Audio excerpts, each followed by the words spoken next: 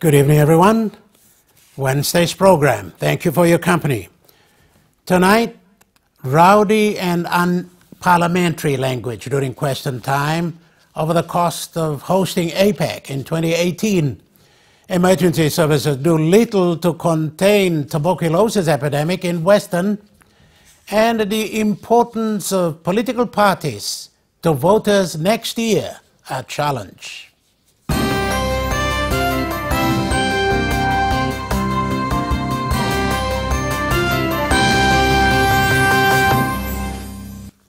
A fired-up opposition leader in Parliament today. The issue was the cost of hosting APEC in 2018. Don Pollier sought clarification during question time yesterday. Will it cost 600 million kina, a figure reportedly quoted by the events minister, or 120 million kina, as was given by the Prime Minister? Since Justin Tachenko was absent on the floor of Parliament yesterday, the Prime Minister answered and repeated the figure and explained further APEC's significance to Papua New Guinea. Here is part of that reply.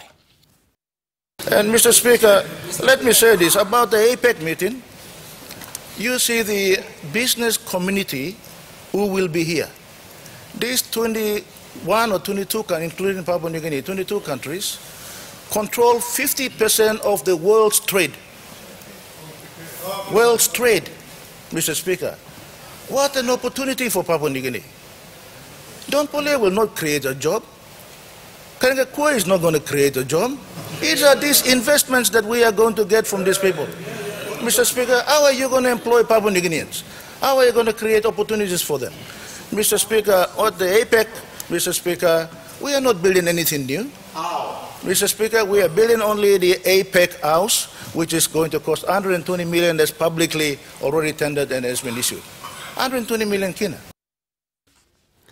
During today's question time in the House, APEC was raised again by the Governor of East New Britain, Adam Tobani Jr.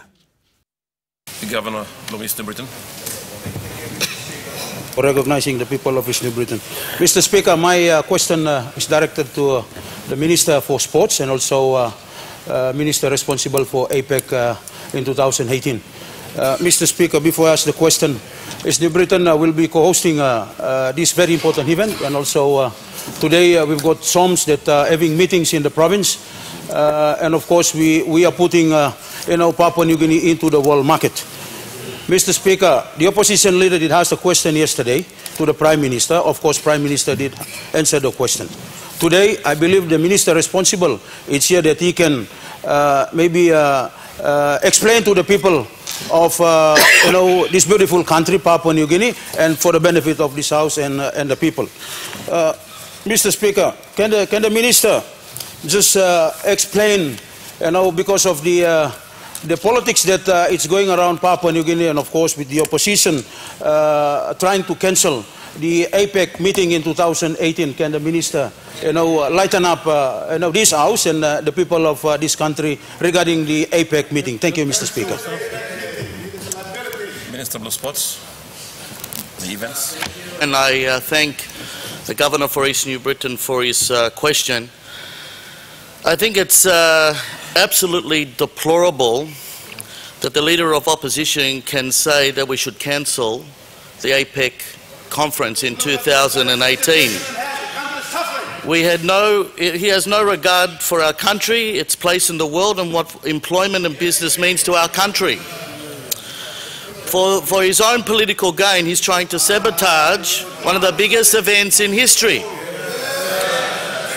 This self-interest is why he was sacked in the government and still sits in the opposition. The opposition...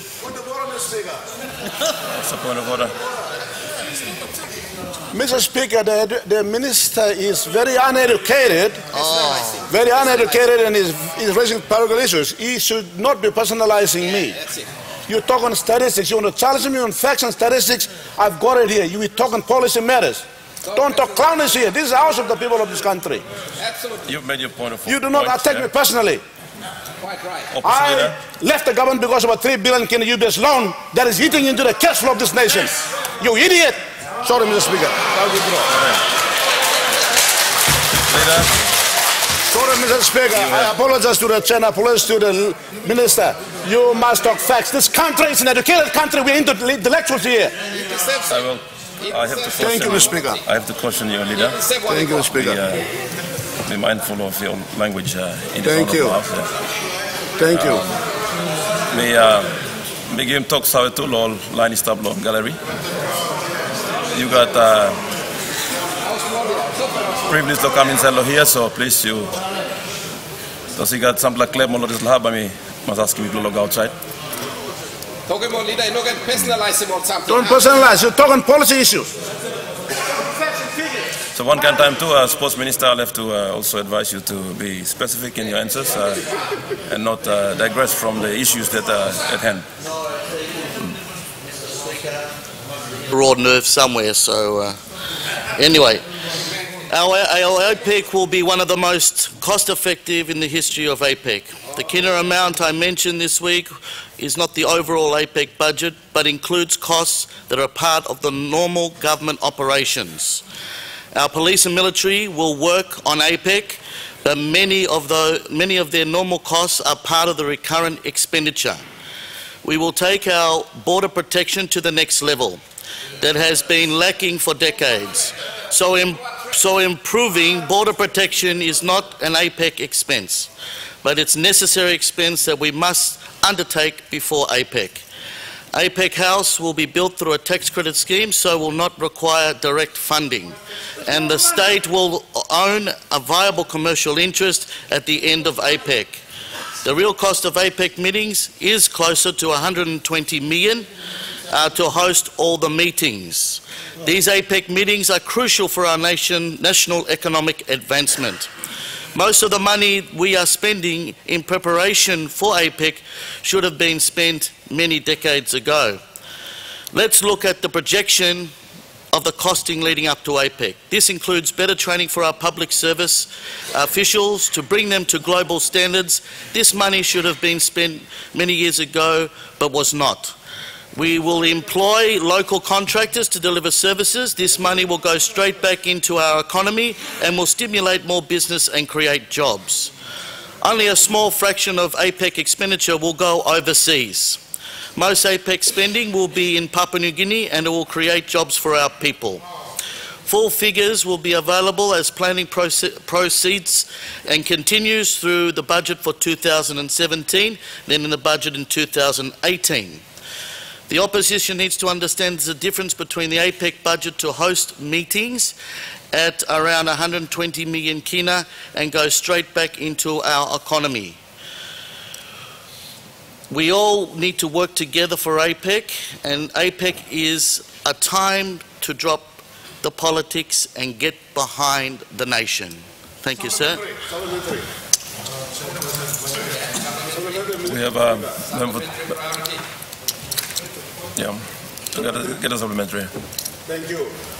Can the minister verify that cost of 120 million kina that is now changed his topic from his figure from 600 million to what the Prime Minister said by these experiences of other nations who have hosted APEC?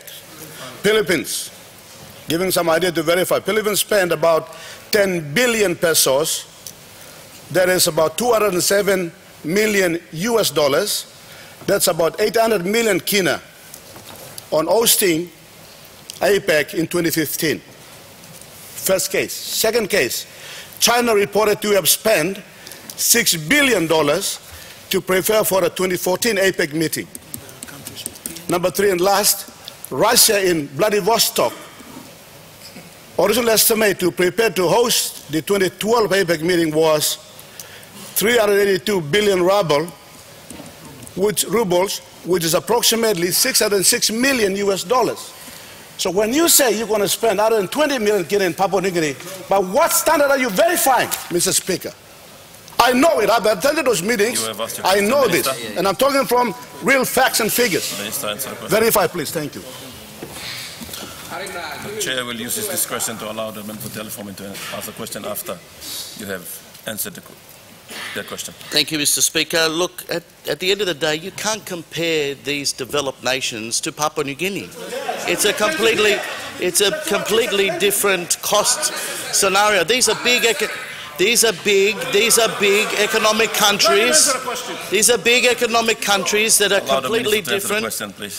completely different to Papua New Guinea. And we have most of our infrastructure already in place. That's why we can afford to spend $120 million on hosting all these different meetings, over 200 meetings, to the lead-up of the Leaders' Summit in 2018. We already have the International Convention Centre, which is a gift from the Chinese government, which will be utilised. APEC House will be utilised for the 2 major meetings. We also have the brand new Hilton Hotel being built for the main convention and hosting the welcome dinner. So all of the infrastructure is already here. We don't have to spend any money. We're not building any more new hotels because we're getting in 3 cruise ships with P&O that will host and look after the accommodation of all our guests, which is the shortfall there. And those boats will be, those cruise ships will be in the harbour, 3 of them, for the 10 days, which will ensure.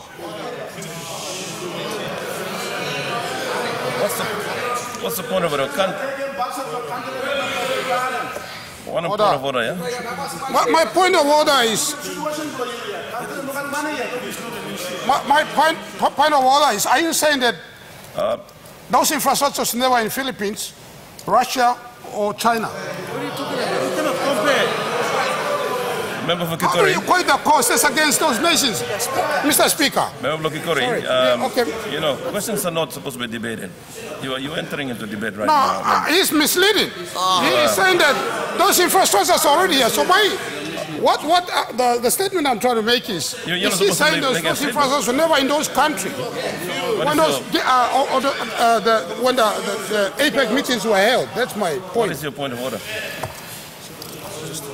Minister, complete the answers, please. Okay. Thank you, Mr. Speaker. I think member for Kikori is totally confused about what I've just stated to him. The infrastructure in our country is here. We do not need to build any more infrastructure. We utilise what we have, which will cut costs and make APEC 2018 a success for Papua New Guinea and for all the world to see. Thank you. The APEC debate. Sure, we will hear more of it before 2018. After the break, the tuberculosis epidemic in Western, emergency services stretched to the limit.